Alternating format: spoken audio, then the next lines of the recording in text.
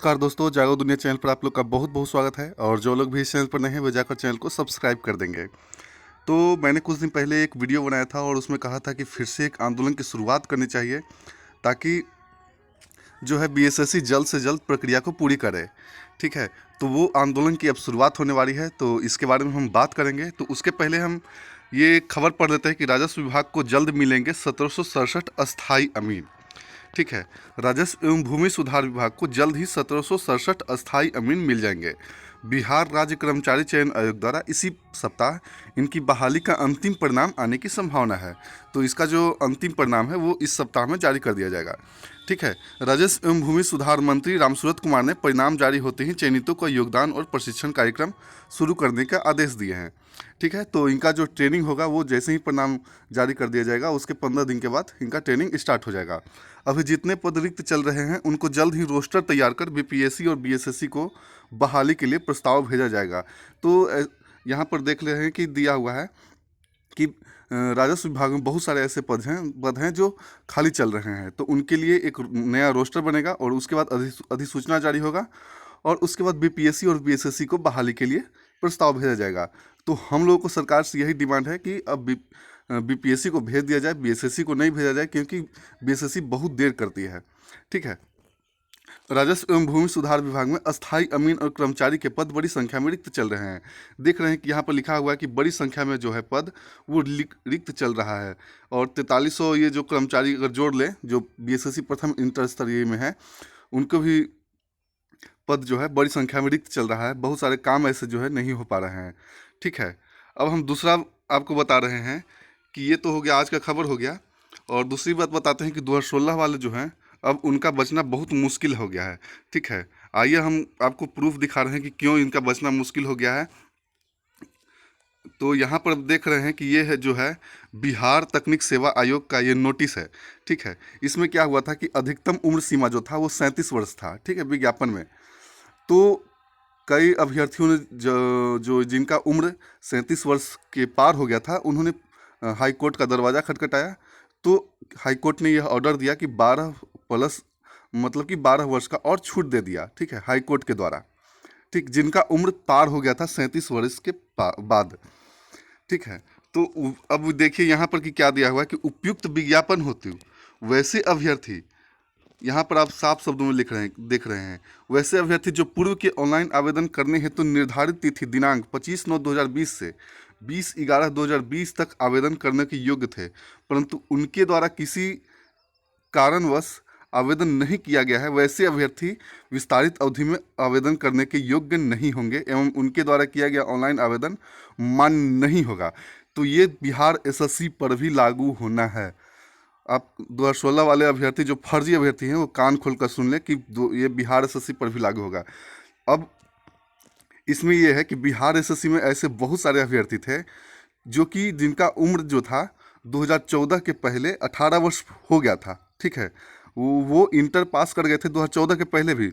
तो कई लोग जो थे 2014 के पहले जो जिनका 18 वर्ष पूर्ण गया था उनको क्या हुआ था कि वो किसी कारणवश नहीं फॉर्म भर पाए थे, तो वो 2016 में भर दिए थे। ठीक है, तो वो भी अब फर्जी अभ्यर्थी माने जाएंगे। ठीक है, और जिनका उम्र 2014 के बाद 18 वर्ष पूरा हुआ है वो तो फर्जी अभ्यर्थी ऐसे ही हैं। ठीक है, 2016 में उन्हीं लोगों को फॉर्म भरना था जिनका कि 2006 में 18 वर्ष हो गया था। ठीक, उन्हीं अभ्यर्थियों को भरना था। अब हम लोग को ये करना होगा कि काउंसलिंग से पहले इन सारे अभ्यर्थियों को निकलवाना पड़ेगा। और इनकी जो संख्या है बहुत बड़ी मात्रा में है। इनकी संख्या आप अनुमान नहीं लगा सकते कि कम से कम इनकी संख्या 12 से 13 हज़ार के लगभग इनकी संख्या है। ठीक है, अगर ये लोग अगर काउंसलिंग के बाहर हट जाते हैं काउंसलिंग के पहले, तो बहुत सारे ऐसे अभ्यर्थी हैं जिनका कम कम नंबर आया है, 95 नंबर आया है, 100 नंबर आया है, उनको भी इसमें मौका दिया जाएगा काउंसलिंग में। और उनको भी बहुत अच्छी तरह से क्वालिफाई, बहुत आसान तरीक़ा से क्वालिफाई कर जाएंगे बिहार एसएससी की एग्ज़ाम।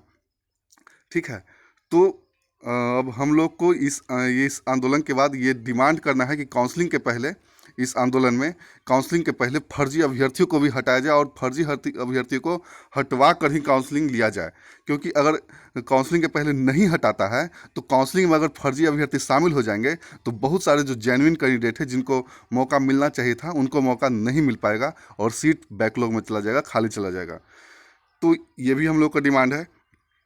और हम आपको बता रहे हैं कि यहाँ पर देख रहे हैं कि बीएसएससी ने कहा था कि मुख्य परीक्षा के उपरांत मेंस एग्ज़ाम जो है, जो 1218 अभ्यर्थियों का लिया गया है 20 तारीख को, उसके बाद में शारीरिक जांच, माप परीक्षा, टंकन और अंशुलेखन जांच परीक्षा आयोजित की जाएगी और उक्त सारी प्रक्रिया अक्टूबर 2021 में संपन्न कर ली जाएगी। यहाँ पर देख रहे हैं आप कि सारी प्रक्रिया जो है अक्टूबर में संपन्न करने के लिए कही गई थी, लेकिन आज 23 तारीख हो गया, 7 दिन बाद अक्टूबर समाप्त हो जाएगा, लेकिन अभी तक इसका रिजल्ट भी नहीं निकला है। हालांकि बीएसएससी चाहती तो इसका रिजल्ट 2 दिन में जारी कर सकती थी, लेकिन अभी तक इसका रिजल्ट नहीं निकला है। तो कब इसका एडमिट कार्ड जारी करेगा, कब इसका फिजिकल टेस्ट लेगा, अभी कोई इसका मतलब अता पता भी नहीं चल रहा है। ठीक है, तो इसलिए अब हम लोग को क्या देख लिए, और यहाँ पर दिया हुआ है कि नवंबर 2021 के प्रथम सप्ताह में काउंसलिंग की प्रक्रिया हम प्रारंभ कर लेंगे। तो यहाँ अब अपने बीएसएससी अपने बातों से मुकर रही है, तो इसके लिए अब आंदोलन जरूरी हो गया है। तो हम लोगों को धन्यवाद देना चाहिए दिलीप कुमार जी को। यह है दिलीप कुमार जी, इनको धन्यवाद देना चाहिए कि जो हम लोगों के लिए हमेशा हर मोड़ पर खड़े रहते हैं, और इन्हीं की बदौलत जो है, इन्हीं की लीडरशिप में जो बीएसएससी जो है जल्दी से जल्द मुख्य परीक्षा को संपन्न करवाया है। ठीक है, तो सबसे पहले क्या होगा कि 27 अक्टूबर को हम लोग को ट्विटर कैंपेन चलाया जाएगा। ठीक है, और अगर 27 अक्टूबर के ट्विटर कैंपेन जो चलाया जाएगा उसके बाद भी अगर बीएसएससी नहीं सुनती है तो 1 नवंबर से 3 नवंबर के बीच में, आप सभी अभ्यर्थी ध्यान से सुनेंगे, 1 नवंबर से 3 नवंबर के बीच में बहुत बड़े लेवल पर आंदोलन किया जाएगा। ठीक है, और अब की आर पार की लड़ाई होगी बीएसएससी से। ठीक है, और ये जो आंदोलन है बीएसएससी के ऑफिस और गर्दनीबाग दोनों जगह किया जाएगा, इसलिए बड़ी संख्या में आप लोग सबसे पहले तो ट्विटर कैंपेन में शामिल होइएगा। और ट्विटर कैंपेन जो है देख रहे हैं यहाँ पर, एकदम हूबहू इसी का स्क्रीनशॉट ले लीजिए। ठीक है, और इसी पर करना है आपको ट्वीट, और जितना ज़्यादा से ज़्यादा लोग हो सके उन लोगों से करवाइएगा ट्वीट, और जहाँ तक हो सके इसको शेयर भी कीजिएगा। तो इसका जो यहाँ पर आप देख रहे हैं कि इसी पर आप लोगों को करना है।